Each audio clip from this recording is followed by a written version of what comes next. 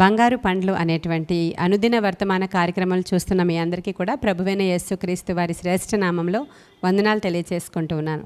ఈరోజు మన ధ్యానాంశం 2వ రాజుల గ్రంథము 6వ అధ్యాయంలో ఉన్నటువంటి ఒక సంఘటనని మనం ధ్యానం చేద్దాం. ఎలీషా దగ్గర కొంతమంది శిష్యులు ఉంటూ ఉండేవారు. ఎలీషా దగ్గర ఉన్నటువంటి శిష్యులు ఎలీషా కలిసి అక్కడ ఉండడానికి ఆ స్థలము ఇరుకైపోయిన కారణంగా శిష్యులు అంటున్నారు ఎలీషాతో, అయ్యా మనమున్నటువంటి స్థలము ఇరుకుగా ఉంది కాబట్టి మరలా ఇంకొక కొంచెం విశాలమైనటువంటి ఒక పర్ణశాల కట్టుకోవడానికి వెళ్ళి కట్టెలు నరుక్కొని రావాలి, అక్కడికి వెళ్ళాలి అని ఆయనతో అనినప్పుడు, సరే ఆ విధంగా చేయండి అని ఎలీషా అంటున్నాడు. అయితే అక్కడ ఉన్నటువంటి ఒక శిష్యుడు అంటున్నాడు, మాతో కూడా మీరు కూడా రావాలయ్యా అని పిలుస్తాడు. అయితే ఎలీషా కూడా వారితో పాటు బయలుదేరి ఆ స్థలానికి యోర్ధాను నదీ తీరం దగ్గరికి వెళ్ళి వాళ్ళందరూ కూడా కట్టెలు నరుకుతూ ఉన్నప్పుడు, కట్టెలు నరుకుతూ ఉండగా ఒకని యొక్క గొడ్డలి అంటే ఆ పిడి ఏదైతే ఐరన్ ఉంటుందో అది ఊడి నీళ్ళల్లో పడిపోయినటువంటి ఒక సందర్భం అక్కడ రాయబడి ఉంటుంది. అయితే అది ఎరువు తెచ్చినటువంటి గొడ్డలి, వీళ్ళ యొక్క ప్రొఫెషన్ అది కాదు కదా.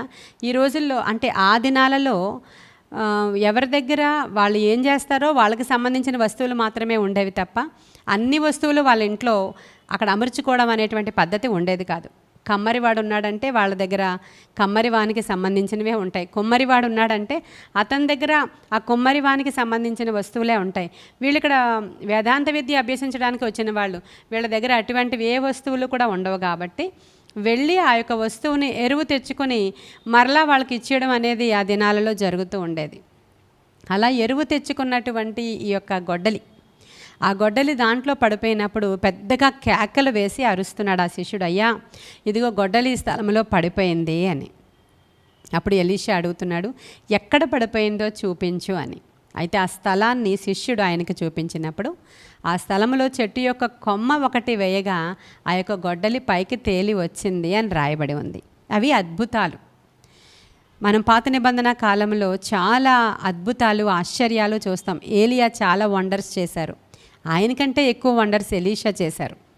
రకరకాల ఆశ్చర్య కార్యాలు మనం చూస్తాం. ఒక కొండ అంతా విషము కొండగా మారిపోయినప్పుడు దాంట్లో కూర, ఆ కూర అంతా విషముగా మారిపోయినప్పుడు దాంట్లో ఒక పిండి వేస్తే అక్కడ విషం విరిగిపోయినట్లు, మారా జలాలు మధురంగా మార్చినట్లు, ఒక ఉప్పు వేస్తే దాంట్లో ఉన్నటువంటి సారములేని తనంలో సారం వచ్చినట్లు, ఇలా అనేకమైనటువంటి అద్భుతాలు ఎలీషాలు చేసినప్పుడు ఈ రోజుల్లో అయితే అవి జరగవు. ఆ రోజుల్లో ఆ సూచక క్రియలు ప్రభు జరిగించి ఆయన గొప్పతనాన్ని చూపించుకునేవారు అన్నట్లుగా కొన్ని రకాల బోధలు ఉంటూ ఉంటాయి. మన దేవుడు నిన్న నేడు నిరంతరము ఏకరీతిగా ఉన్నవాడు. ఆయన ఏనాడైనా చేయగలడవి, ఎప్పుడైనా ఆయనతో అవి సాధ్యమే. అనేకమైన అద్భుతాలు ఆయన చేస్తారు. కాబట్టి ఈరోజు ఇక్కడ ఈ దృష్టాంతం ద్వారా మనకేం తెలుస్తుంది, మనకి కూడా చేస్తారా అలా? ఇక్కడ మనకి ఈ సందర్భంలో మనం తీసుకునేది ఏంటంటే, ఈ ఎలీషా యొక్క శిష్యుడు ఎక్కడ గొడ్డలి పడిపోయిందో అక్కడ ఆ ప్లేస్ని చూపించి ఇక్కడే నేను పోగొట్టుకున్నాను అని చెప్తున్నాడు. మనలో చాలామంది అనేక సందర్భాలలో మన ప్రార్థన ఆత్మను పోగొట్టుకుంటాం, మన ఆత్మీయ కృపావరాలను పోగొట్టుకుంటాం, ఆత్మీయ స్థితిని కూడా పోగొట్టుకుంటాం. ఒకప్పుడు బాగా ప్రార్థన చేసేవాళ్ళం, ఒకప్పుడు దేవునితో బాగా సహవాసం చేసేవాళ్ళం, బాగా బైబిల్ రీడింగ్ చేసేవాళ్ళం. అలా చాలామంది గ్రాడ్యువల్గా ఒక్కొక్కసారి ఆత్మీయ స్థితి అప్ అండ్ డౌన్ అయిపోతూ ఉంటుంది. అలాంటి సందర్భంలో అప్ అండ్ డౌన్ అయిపోతున్నా ఇంకా మేము భక్తిగానే ఉన్నాం, ఇంకా మేము వరాలతోనే కొనసాగుతున్నాం, ఇంకా ఆత్మ ఆ విధంగానే మమ్మల్ని అనుదినము నడిపిస్తుంది అన్నట్లుగా బయటికి నటించేస్తూ ఉంటారు. కానీ వాళ్ళల్లో ఆత్మ చల్లారిపోయిందని వాళ్ళు గ్రహించుకోరు, చూసేవాళ్ళు గ్రహించకుండా నటిస్తూ ఉంటారు.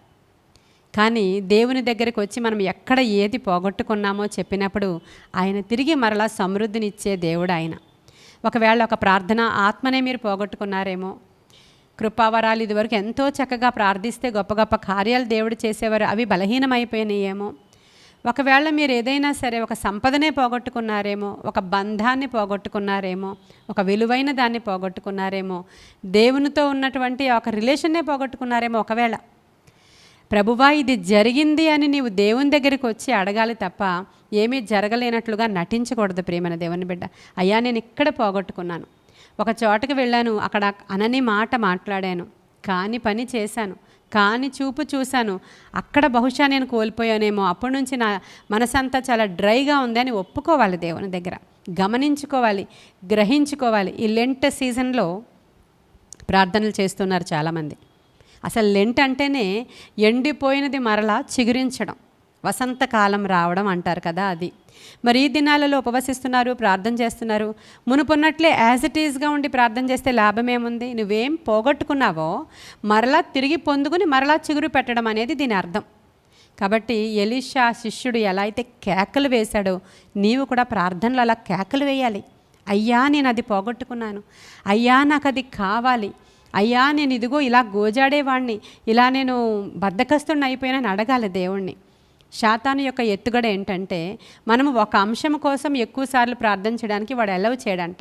ప్రభు ఏమంటున్నారంటే విసుగకుండా ప్రార్థన చేయండి, ఎడతెగక ప్రార్థన చేయండి, మెలకువగా ఉండి ప్రార్థన చేయండి, ప్రార్థన చేస్తూనే ఉండండి అని ప్రభువు యొక్క ఆజ్ఞ.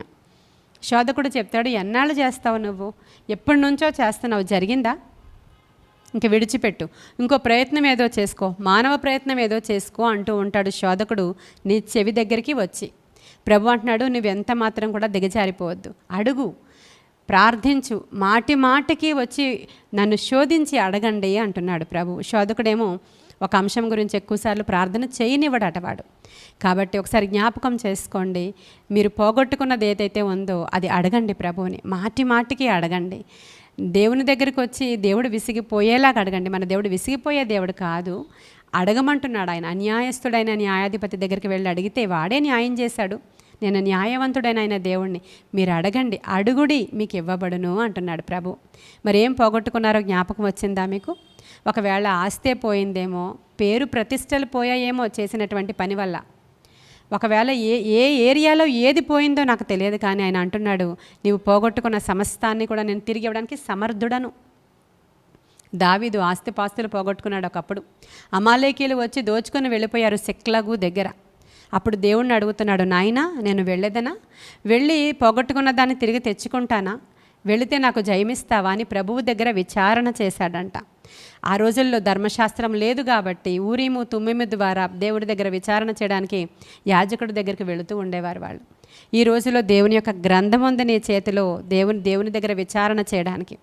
అయ్యా నేను వెళ్ళుదునా అని అడిగినప్పుడు, వెళ్ళు నువ్వు తప్పకుండా జయం పొందుకుంటావు అన్నప్పుడు దావీదు వెళ్ళినప్పుడు మార్గాన్ని సరళం చేశారు దేవుడు. దావీదు వెళుతూ ఉండగా ఒక వ్యక్తిని అక్కడ ఏర్పాటు చేసి, ఎలా వెళ్ళారో దోచుకున్న వాళ్ళు వెళ్ళేటువంటి రూటును చూపించడానికి ఏర్పాటు చేశాడు. అంత మాత్రమే కాదు, వెళ్ళిన తర్వాత వీళ్ళు పోగొట్టుకున్న దానికంటే అధికమైన ఆస్తితో తిరిగి వచ్చారు వాళ్ళు. అడిగిన దానికన్నా ఊహించిన దానికన్నా అధికముగా చేశాడు దేవుడు. కాబట్టి ఈరోజు నీకు కూడా చేస్తాడు. అద్భుతాలు ఈ రోజుకి కూడా జరుగుతాయి. అనేకమైన వండర్స్ నా జీవితంలో జరగలేదా? ఎన్ని కార్యాలు ప్రభువు చేయలేదు? మన బిడ్డల విషయంలో చేయలేదా? మన విషయంలో చేయలేదా? నీ రోగం విషయంలో చేయలేదా? నీ భర్త విషయంలో చేయలేదా? ఎన్ని విషయాలు ఒకసారి జ్ఞాపకం చేసుకోండి. దేవుడు చేసిన ఆశ్చర్య కార్యాలు జ్ఞాపకం చేసుకుంటూ అనుదినము ప్రార్థించుట అనేది చాలా గొప్ప పద్ధతి. కాబట్టి ఈరోజు నువ్వేం పోగొట్టుకున్నావో ఎలీషాని కేకలు వేసి అడిగినట్లు, ప్రభువా నేను కూడా అడుగుతున్నాను, ఇదిగో ఈ ఏరియాలో నేను ఇది పోగొట్టుకున్నాను, నాకు అనుగ్రహించమని అడగాలని ఈ యొక్క వర్తమానాన్ని నేను మీతో మాట్లాడడానికి ఇష్టపడుతున్నాను. ఈ కొద్ది మాటలు దేవుడు మన వినికిడిలో దీవించును గాక. ఆమేన్. ప్రార్థన చేసుకుందాం. మహాపరిశుద్ధుడైన తండ్రి, మహోన్నతుడైన దేవ, నాయన దినము నీవు మాట్లాడినటువంటి మాటలు మా హృదయాలలో భద్రపరచుకోవడానికి సహాయం చేయండి. వినుచున్న వారిని దీవించండి, ఆశీర్వదించండి, నీ మేలుతో తృప్తిపరచండి. వారు ఏం పోగొట్టుకున్నారో అది దయచేయండి. ఒకవేళ ఆరోగ్యమే పోగొట్టుకుని ఉంటే తప్పకుండా నీవు ఆరోగ్యం ఇస్తావయ్యా. దేవా నీవు పొందిన దెబ్బల చేత, గాయముల చేత సంపూర్ణ స్వస్థత, విడుదల యేసు నామంలో వారికి కలుగునుగాక. మునుపు కంటే అధికమైనటువంటి బలంతో నింపబడ్డానికి, ఈ శోధన కాలంలో వాళ్ళు జయం పొందుకోవడానికి సహాయం చేయండి. ఎవరు ఏది పోగొట్టుకున్నా తండ్రి తిరిగి పొందుకోవడానికి నీ దగ్గరికి వచ్చి నీ పాదాల దగ్గర గోజాడడానికి సహాయం చేయండి ప్రభా. అడిగిన వారందరినీ విడిపించమని, అడిగిన వారందరికీ సహాయం చేయమని, నీ కృపలో వారిని జ్ఞాపకం చేసుకోమని, ఈ దిన దీవెనలతో నింపమని యేసయ్య శ్రేష్ఠ నామంలో అడుగుచున్నాము తండ్రి. Amen, amen, amen. God bless you.